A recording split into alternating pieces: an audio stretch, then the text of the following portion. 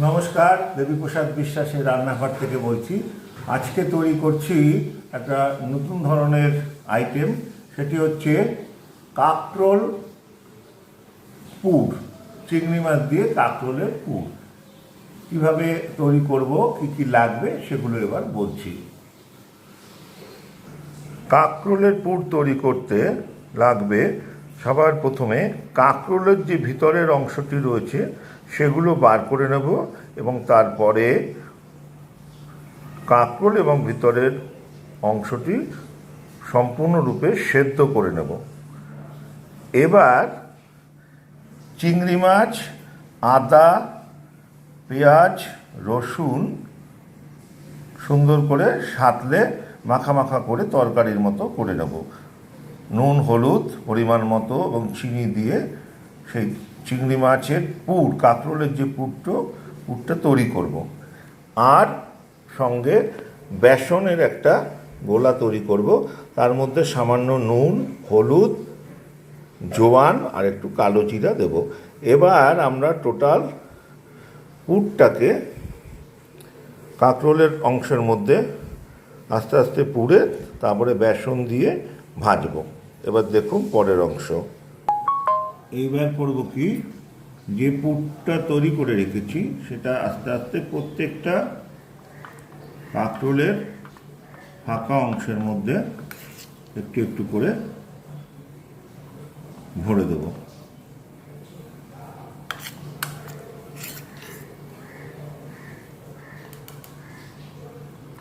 এরকম করে পুরো করে ভরবো।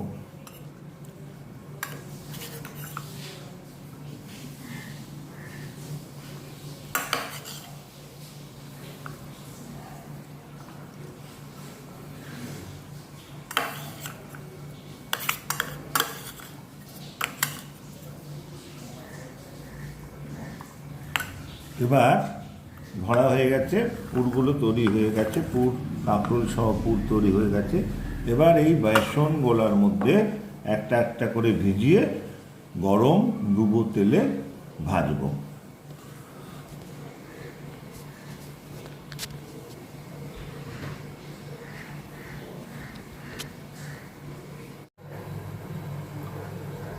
তেল গরম হয়ে গেছে, এবার একটা একটা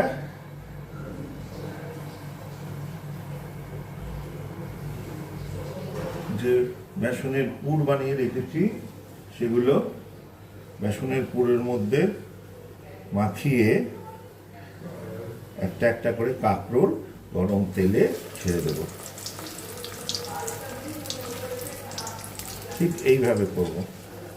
বেসনটা উপরে দিয়ে দেবো, দিয়ে গরম তেলে আস্তে আস্তে ছেড়ে দেবো।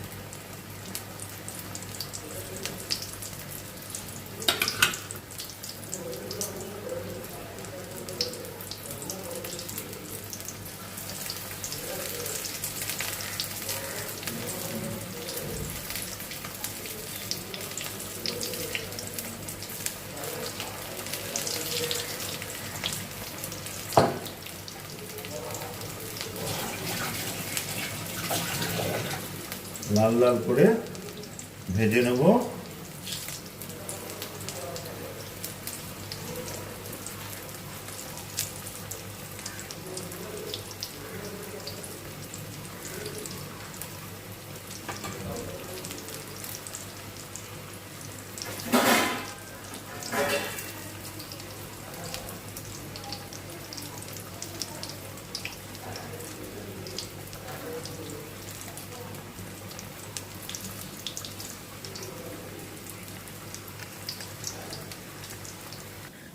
এইভাবে ভাজা হয়ে গেল এবং তৈরি হয়ে গেল।